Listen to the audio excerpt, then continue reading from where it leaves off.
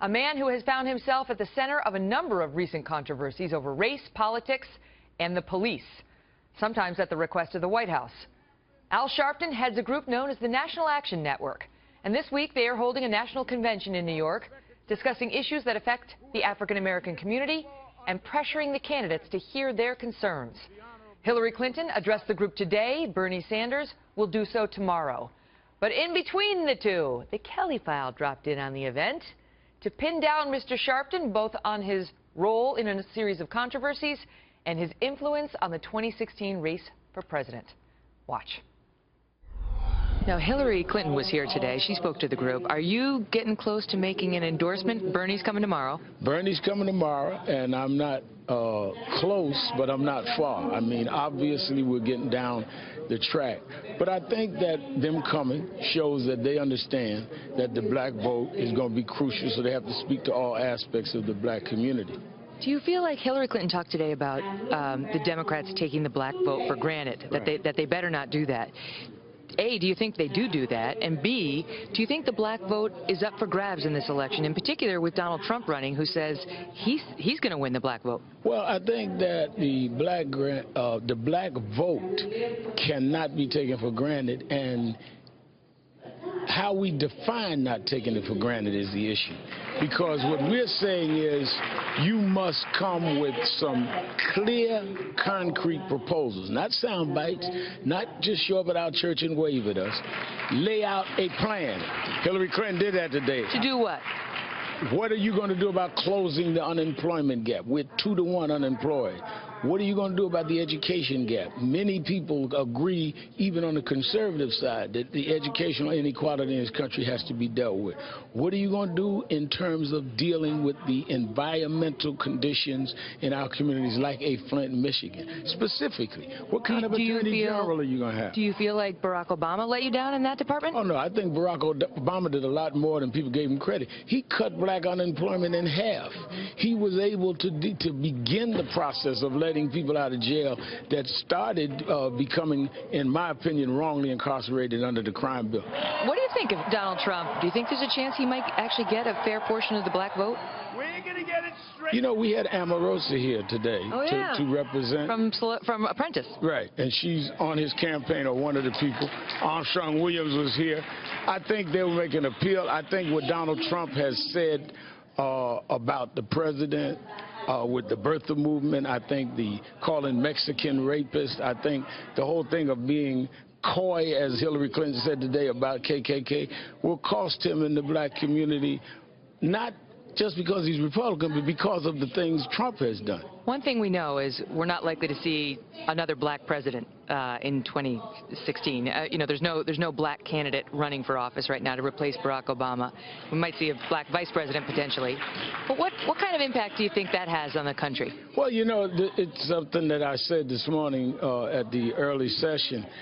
We are at a place we've never been in American history. We have never seen a white president succeed a black president. And what will that mean in black America and white America? We don't know.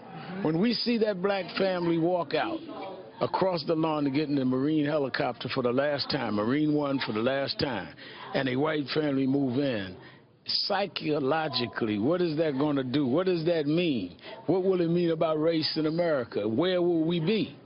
And I think that we need to be concerned about it, which is why during the campaign we need to be very clear on what we're dealing with and what we're not dealing with on both sides. I remember the Republicans had an autopsy. They were going to reach out.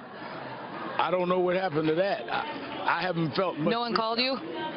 Well, you know, Dr. Ben Carson spoke here last year, but I haven't heard from anybody this year. What do you make of that, though? Because the race relations in the country are very poor, according to the polls. Most people believe that they've gotten worse, actually, under the last 8 years, which many folks did not expect with our first black president. Why is that? I think that because our first black president stood up and did so many things that was more in the judgment of many of us fair, people couldn't adjust. Like what? Well, dealing with black unemployment, dealing with the educational inequality. What do you mean? Like white people didn't like that? I don't know what you mean. I'm thinking that some of them felt that he was just taking care of his own community and by some magic at the expense of others, when clearly every month for 73 months he increased jobs. What do you make of what's happening in this country right now with the Black Lives Matter movement? How big a factor do you think that is in the 2016 race? I think it's going to be a very big factor. There are some advocates of the movement that obviously object to certain black lives being shot down illegally, and we've seen that in cases, including I think it was South Carolina. But then there are other more controversial aspects of the movement. For example, you know, the chants in the street that we've seen, pigs in a blanket, fry 'em like bacon. What do you make of that? But I mean, if you study the civil rights movement from when I was a little boy, you had Martin Luther King, the tradition that we believe in, and you had people that were saying things like that back in those days that we did not believe in. And I don't think that you are not as responsible for people on Fox that say things you don't agree that we don't agree with. There was a time we used a lot of language. When I was younger, I'd use the N-word and call people the C-word, because I come up in the rap generation, that's where you talk. I never believed in violence. I do not believe in denigrating anyone with the N-word, calling people the C-word, calling police pigs, or anybody else. So you don't condone that kind of talk? I do not condone any of that, and we don't do that in National Action Network. But there are other parts of the movements that do things, and they don't condone what we do.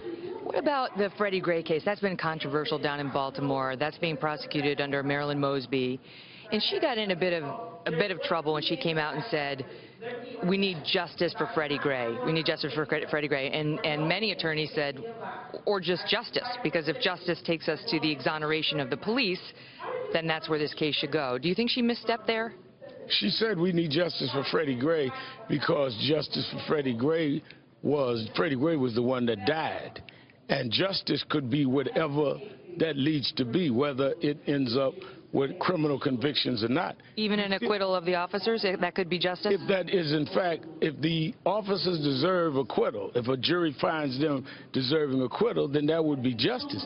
But he's the only one dead. The one that you're looking for justice for was the one who was victimized. The victim here was clearly Freddie Gray. The question is whether what caused his death was criminal or not. Let me take you back to Ferguson, Missouri, and the case there against Officer Darren Wilson.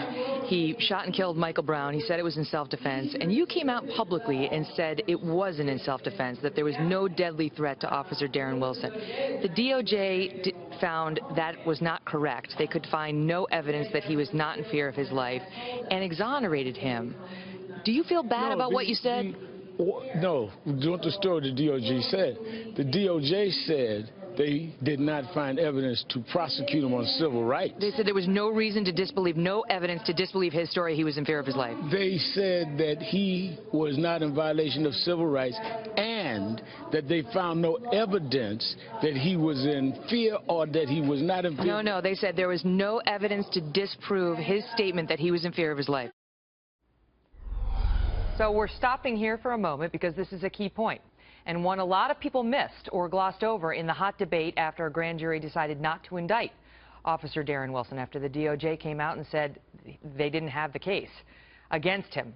The report from the Department of Justice specifically says the following. On page 11, quote, "The evidence does not support finding that Wilson was unreasonable in his fear that Michael Brown would once again attempt to harm him and gain control of his gun."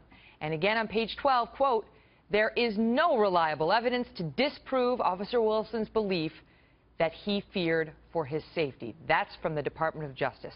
Let's pick it up again with Reverend Al. Well, first of all, if the DOJ said that, then that is contrary to what eyewitnesses and others who called us into Ferguson, mind you, Megan, But they investigated that. Can I finish answering your question? I thought you asked one.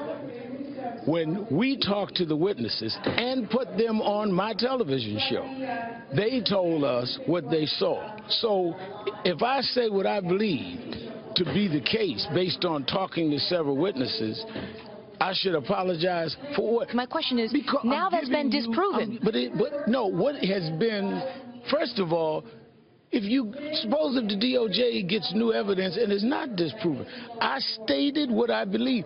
When you get on TV every night and state what you believe to be. No, I don't. You don't? No. Well, I do. I state what I know, because you're an opinion guy. I'm a journalist. Well, I'm an opinion. You just answered your own question. I'm an opinion guy. Okay, but when your opinion is proven to be wrong by the Department of Justice, Barack Obama's Department of Justice, and a man's life is ruined. I mean, Darren Wilson has no job. He has no life. He hasn't been rehired. Do you bear some responsibility? If you and I talk to the same witnesses, and the DOJ talk to the same witnesses, and they don't believe them, and you and I do, it doesn't make us wrong. It means. But you don't talk to all the witnesses. The DOJ does. They get people in there, and it can be a crime to lie to an FBI agent. It's not a crime to lie to Reverend Al. Megan, calm down. Now watch it with calm down. What? There's something wrong with. Ask Bill O'Reilly about that. I had to lecture him on that one himself. Go by what you said. If I talk to witnesses and I believe them, DOJ may talk to more witnesses. But then you can't come and ask me to apologize for believing something that I was not privy to. Okay, so you're just going back to the moment. But anyway, I'm talking about after the fact. But after the fact, when the DOJ comes back to you and says you're wrong, why don't you apologize at that point? Apologize for believing it? For what you said, for telling the world that there was no deadly threat when there was. But I said what I believe. Did you correct the record?